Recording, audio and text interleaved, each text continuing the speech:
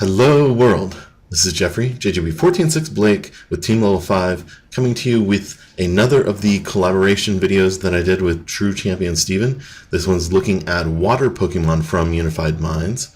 So without further ado, we'll dig in. Alrighty, we're back, and today we are talking about water Pokemon.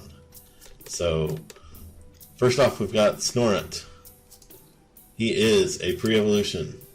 That's all we care about. Single water energy to do 20, we don't care. Right? But he evolves into Froslass. And this. Oh. And this is... This is a good card. This is a card that we've been talking in some of the previous videos about. You might want to play multiple different types of energy for various reasons. This is a card that... you may want to do that. You may want to play some unit energy or some rainbow energy just to be able... Or just some waters. Or just waters in general, sure. Just to be able to use this Pokemon. Because this guy, he is ace. So, 1 water energy, 20 damage, 20 times. What is the 20 multiplier? Well, you get to decide what it multiplies to. Because he has 80 HP, and you get to put up to 7 damage counters onto your Pokemon, right? If you put all 7, that leaves him with 10 HP. Oh no, he's gonna die. But you get to do 20 times that, so you just did 140 damage for 1 water energy. That's pretty good. That's pretty good. Yeah. But what is out there that could make that increase? Well, weakness would increase it. And instead of it being 140 against fire Pokemon for 1 water energy, you just did 280.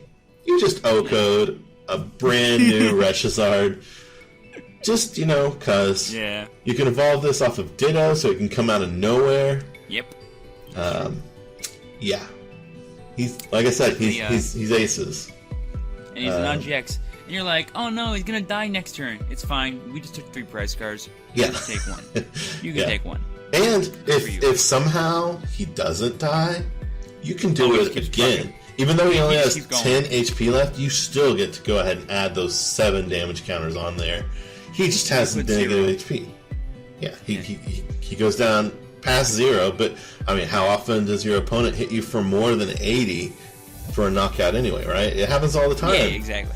He can have more damage on him than his HP until he's knocked out. It doesn't matter. So yeah, you take him all the way down to negative 60, and he hit for 280 twice in a row against those fire decks. So yeah, exactly. If he lives that long. Probably won't, but doesn't matter. The second attack is also 1 water energy, 40 damage, and your opponent's asleep. You're not going to use that attack like hardly ever.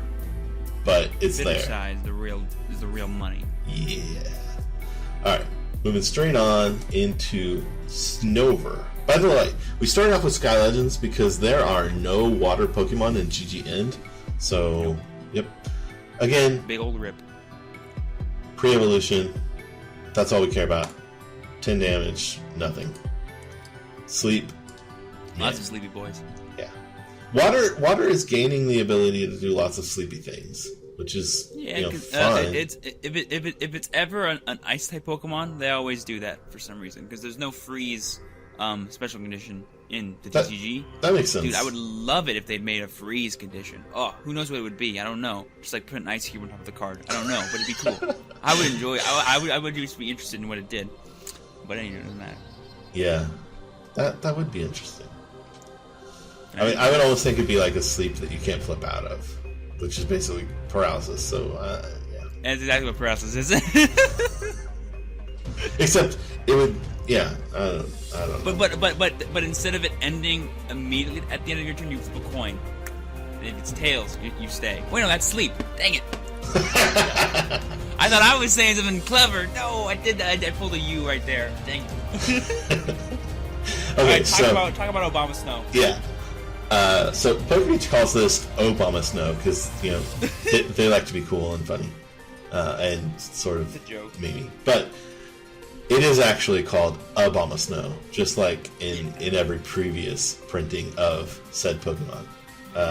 There's my mouse. Could you imagine if Pokemon just one day was like, it's called Abomasnow for this one set? I would laugh.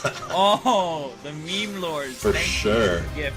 Yeah. So we've got the quick freeze attack, 1 water and 2 colorless, or a welder, and 70 damage. If your opponent has any water energy attached, then they're paralyzed. See, now it's a freeze that's paralyzing. They don't know either. Yeah. And then, they don't know what ice types are in this game. No one knows. Yep. Like, this is a water type Pokemon apparently. So now we've got, for an extra water on top of that, you do 140 damage, and you do 20 damage to yourself. I think that line's kind of meh, but whatever. Like if water ever got super meta for some godforsaken reason, Abomasnow is a great counter to it because you can paralyze water Pokemon. True. Or water attackers. True. So that's pretty neat. But other than that, I don't see him seeing much use. Agreed. Okay, then we've got my boy here, Cryogonal. So the first time we looked at Cryogonal.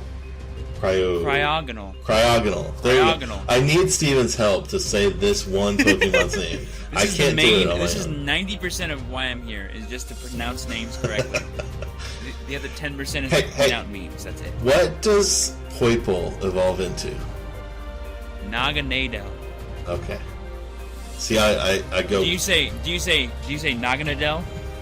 I've said it both ways, and I'm never sure. It's Naganadel. Okay. Always favor whichever pronunciates more words. So, like, whatever sounds longer, that's correct. I promise. Okay. That's how Pokemon works for some reason. In English. Alright. Anyway, Cryogonal here. 1 water energy, he does 10 damage. Who cares, right? No. 1 water energy, he does 10 damage, and then your opponent cannot use item cards for the next turn. So yeah, Quick and Punch again. Quick and Punch, a little bit less damage. I will say that in my brief bit of testing, item lock is not as relevant as it could be. I can agree with that statement. In the new meta. However, it exists, and item lock merely existing can only get more powerful because there's only going to be more item cards printed throughout the given season. So, it'll only get stronger.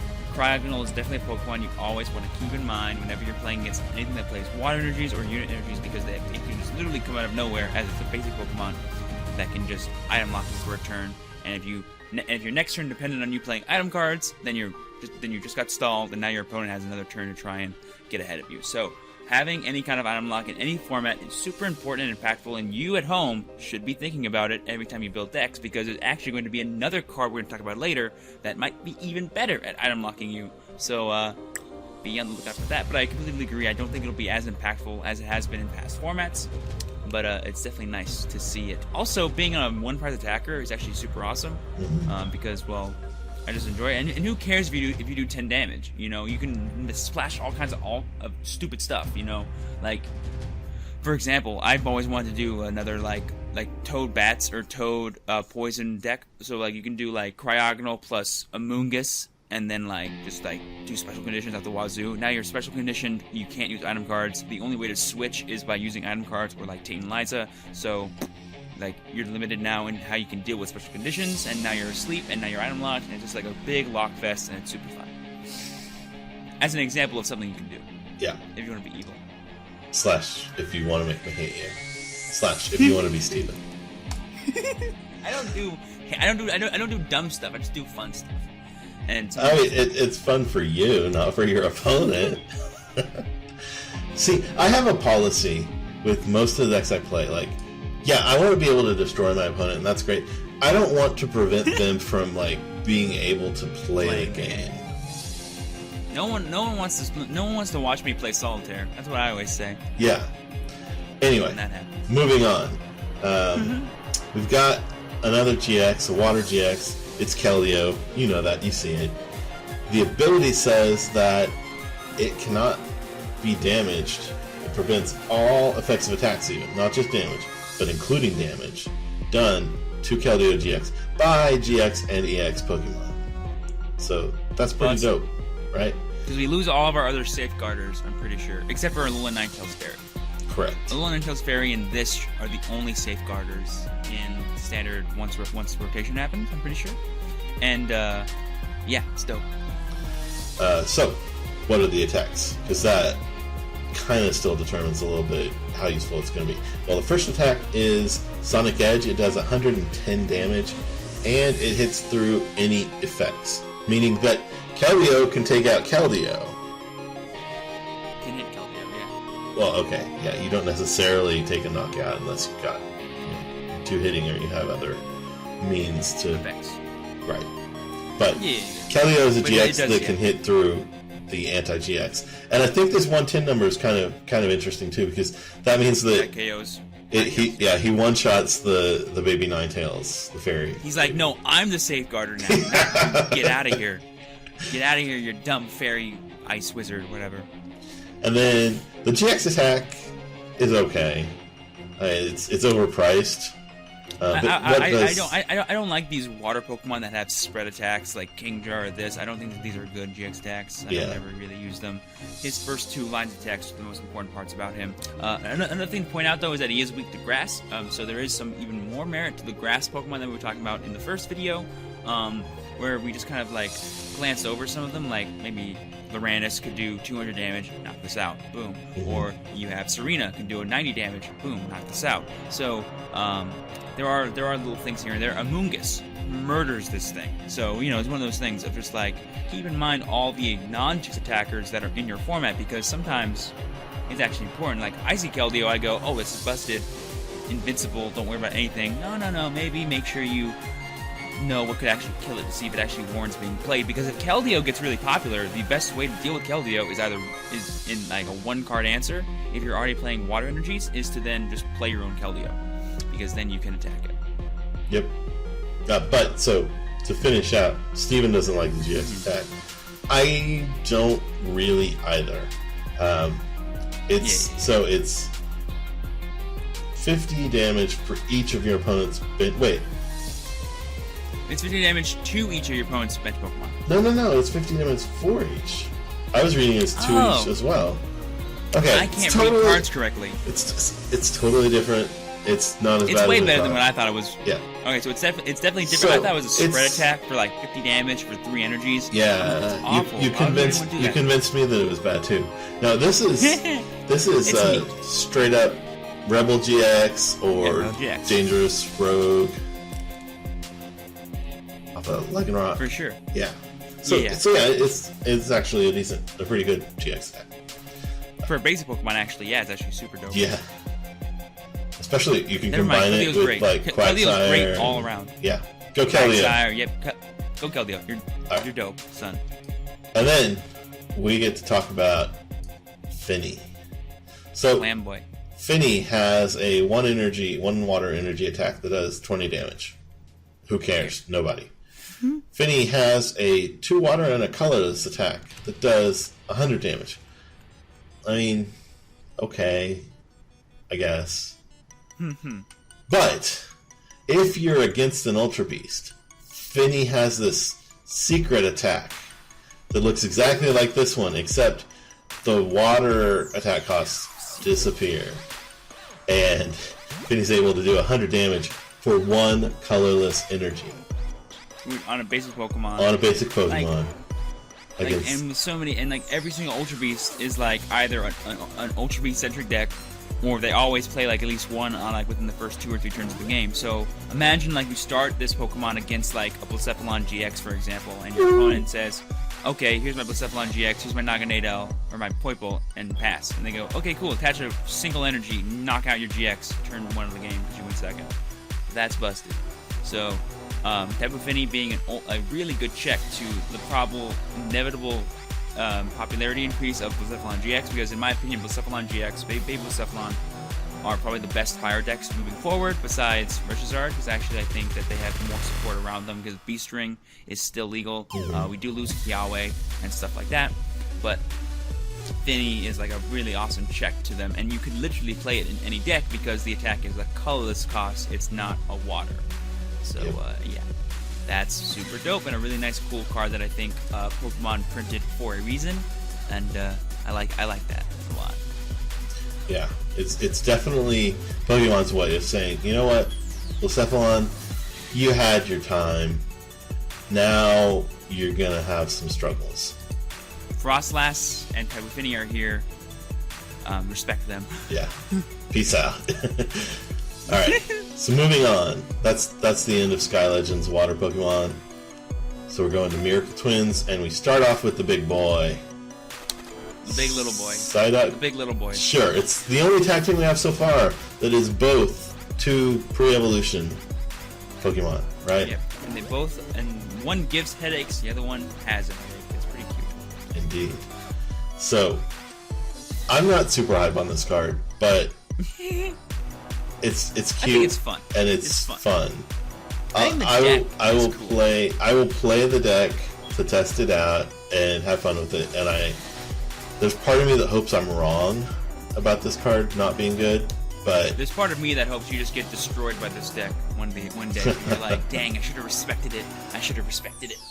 I'll test it before that day comes. But yeah, so what does it do, right? You got all these Japanese symbols on there.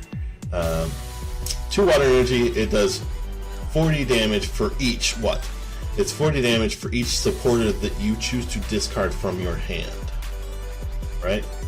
So therein lies the issue, in that you have to have a way to consistently get supporters into your hand. And yes, we get Misties who will help you with that. But then that's your supportive return, and all it's doing is getting more supporters in your hand for you to discard. Yeah, you can play. There are other ways you can get some supporters back out of the discard, but I don't feel like this is going to be consistent enough to really make things happen. Mm-hmm. Also, like, you have to think, like, there's an inherent inconsistency with discarding supporters as your damage, because supporters, as I'm sure we all know, are a main source of consistency in Standard. So not only do you have to play an increased amount of supporters to the point where probably you're drawing too many and you're not setting up, but you also then have to just get rid of some of them that maybe you could have used to then further set up in the future. Because, like, the attack is pretty cheap. You can do it pretty fast. So that's pretty cool. But, you know, you have to discard, like, upwards of 6 supporters to do, like, decent damage against opposing Tag Team GX. Otherwise, you just get threatened by a one-shot. That's pretty scary. And yes, we have things like Lapras, we have things like Misties that can make it a bit better, but I don't see it being super crazy right out the gate. I definitely think that the Pokemon needs to be tested, or at the very least teched into stuff, if it's going to see any actual meaningful play. Yeah, I will go ahead and shout out chat now. We've had people talking about, oh, but Lapras makes it work, and we've had people talking about, well, exactly. If you're buying on prizes, you can go Surge and then play 2 Misties, get the 6 supporters that way. Yeah. You can't. There are ways that, like, some stuff can happen, but we're not saying it's impossible for this card to work. We're just saying, for it to work, the deck has to change, and I don't think the way the deck works, where you have these supporters that literally just search for other supporters and then you can't set up, or you have Surge, so you have to wait until you go behind and then try and catch up. You know, I don't think that's a very viable way of playing a deck in terms of a competitive format, but it definitely can work in terms of the strategy for this deck. Yep. In no way am I saying this card is bad. I'm just saying it might not be the best way to build a water attacking deck. And finally, we'll touch on the GX attack, right? So, because it's funny. Yeah. So it's 2 water energies, 10 damage, flip a coins, and if it's heads, then you do 100 more, 110 damage. Mm-hmm. But this is a tag team, so we get, if you have extra water on there, then you do more things, right? Well, how much water? You have to have 6 more water energies, 6. Steven. You have to have a total of 8 water energies. But just like you get to flip instead of 1 coin flip with 100 extra. You flip 8 coins. 10 coins. 10 coins. My bad. I'm sorry. 10 coins. It's even more ridiculous. I do 100 per head. So 1,010 damage. You could do, if you flipped well, you could do you could do 10-10 damage with this GX attack, or crazy. 20-20 in the 20-20 format if you're facing water or fire. I mean, that has to make it into a video somewhere. You gotta see Slowpoke and Psyduck hitting for 20-20 in the 20-20. Steven's dead, everyone. Give him a second. 20-20 in the 20-20 format. Wow, that's a flex if I've ever seen that. Okay. Alright, so moving on now. It's a sign. Psyduck and Slowpoke for 2020 president. Yeah. Let's go. Gonna win Worlds next year. Right there. Dude, dude, we called it right now. This is the video. Everyone come back to this video when it happens. Okay, so now the Lapras that people have been talking about. We've got the Mermaid Call ability. And what this says is that you get to search your discard pile for a Misty's request, put it in your hand. So you can that way continually have 3 supporters in hand. But 3 supporters in hand isn't enough. Yeah. But like if you have like multiple Lapras in play, you could bring back Misty's like multiple times if you have multiple in the discard. Sure. So you can make it a little bit higher, but again, for you to have like any reasonable damage without playing cards like Lieutenant Surge or anything like that, you need to have like a lot of supporters in hand naturally / searching for some. And Misty's sometimes won't be enough to take those big tag team GX knockouts. Mm-hmm. But you could always like go search 3, pass. Not gonna attack, and then save all the energy, save all the supporters you have in your hand for a big knockout. Then the deck will work. Someone's gonna make it work, I promise. But we're not here to talk about that. We're here to be like, here's what it could possibly do. Yeah. Kind of a thing. And Lapras is definitely cool for sure. Yeah. The attack on Lapras just does 2 water and a colorless for 90 damage. We don't care about that. Not worth it. Not worth it. Yeah. Alright, then we have Finneon, which is a cute little fish that does 10 damage and is a pre-evolution. That's all we care about. Evolves into Lumineon. Did I get that right? I did Lumineon. Yes. Alright. And see, look. Some people say Lumineon, and I'm like, no. Whatever sounds longer, Lumineon, right? So all that rule at home. For a welder or 2 of any other energy, I like how that's interchangeable. You get 50 damage, and you can move an energy from your opponent's active to somewhere on their bench. I'm gonna pass. Yeah, if we still had double colorless, maybe, but we don't. I wouldn't put this in Quagsire, and it has free retreat, which is cool, but really, I just don't see this being anything too big or crazy. Yeah, I don't like it. All right, then we have Basculin. And for a colorless energy, it can do 20 damage times the number of Basculin you have in play. So you could have anywhere from 20 damage to 80 damage. And it goes to one of the bench Pokemon. Oh, sure, which is relevant. 80 damage to a bench Pokemon is definitely more powerful than 80 just to the active. Just anywhere. But it also has tackle, which is important to note. Always know what Pokemon have tackle because, well, Neuralium Z is a thing now, so keep that in mind, people. Yeah, that is relevant. G-Booster's back. Then we're gonna jump over into some fossils. So we've got Tirtouga, which Steven was all about the Tirtouga until he realized that he wasn't actually talking about Tirtouga earlier. No, I said I know I said Carracosta, but I'm talking about the Carracosta. The Carracosta is dope. The Tirtouga is whatever. Tirtouga is pre-evolution for Carracosta. That's all we care about. Evolves from these attacks are pretty meaningless. You might use them if you need to before you get up to your Carracosta. Carracosta is this turtle ninja looking guy. It's ready to take on the world. Ninja?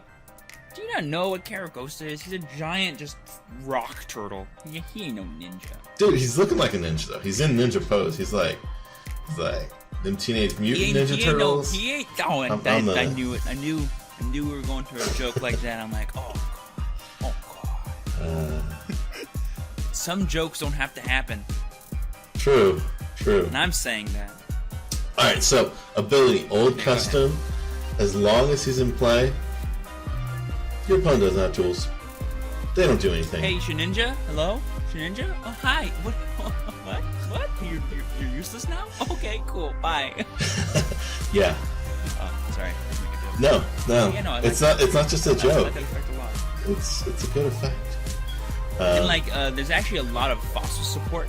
Like, fossils will be a deck. It'll be super awesome, and I actually don't want to play it because unidentified fossil and rare candy are busted combinations with each other. And you can just play so many different kinds of Pokemon. And it's worth noting here that his attack, Aqua Impact, is a fighting colorless, because the main way of playing fossils will most likely be a fighting deck, so you can actually tech him in and still be able to attack and have water damage in your fighting fossil deck, which is super awesome and consistent, and I love everything about that.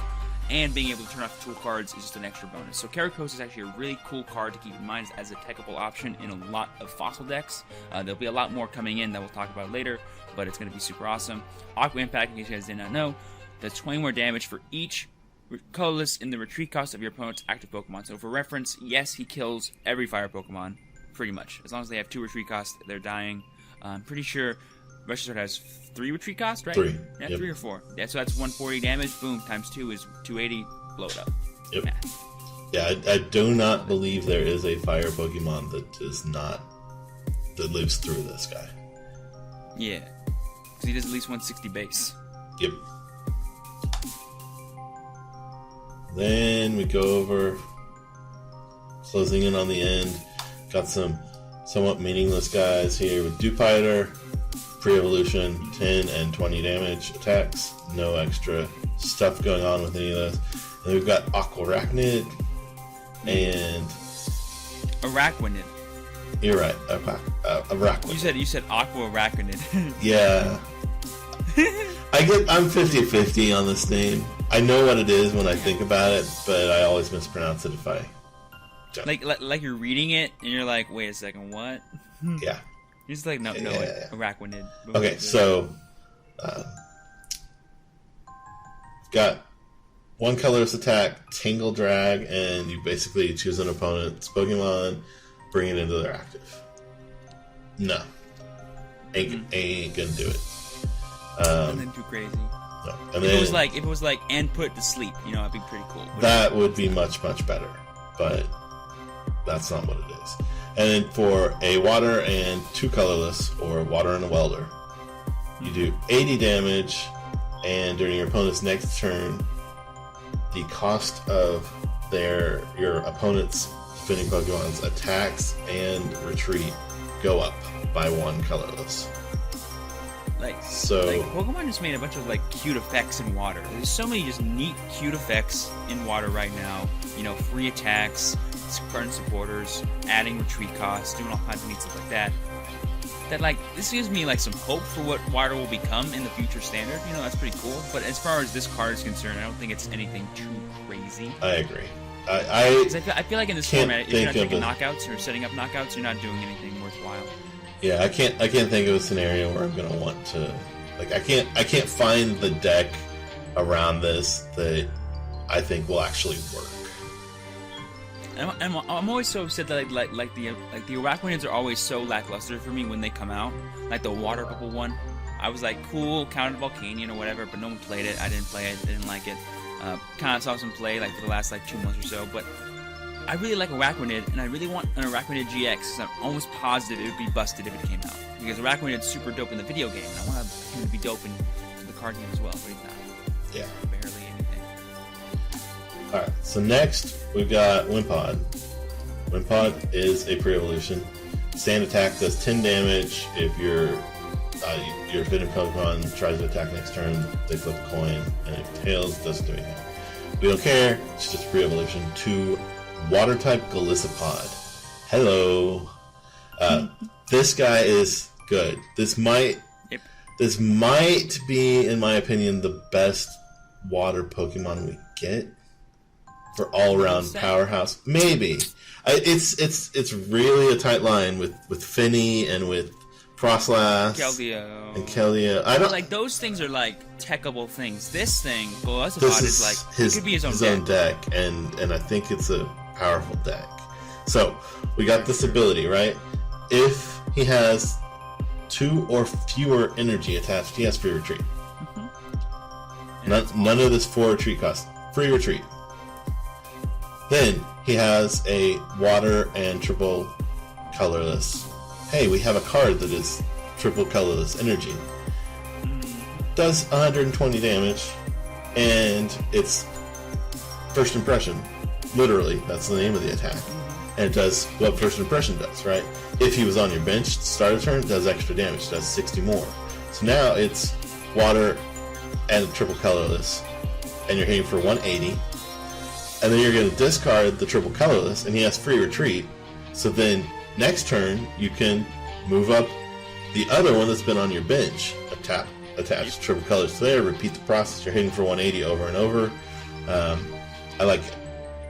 Play a Ultra Prism Oranguru, put your triple colors back in the deck. Boom, you're good to go again. You're a non-GX deck almost entirely. You're doing 180 damage every single turn. I promise that's enough damage, and you're gonna just kill some people. It's gonna be amazing.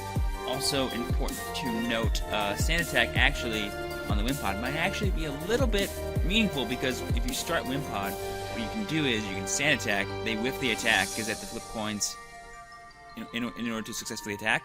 And then what you do is you evolve, you play a switch, and then you switch back into Golisopod, and boom.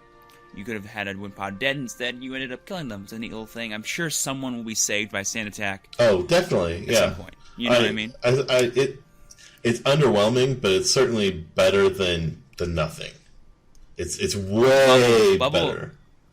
Bubble wins worlds. You know what I mean? Like... Yes, indeed it does. Alrighty.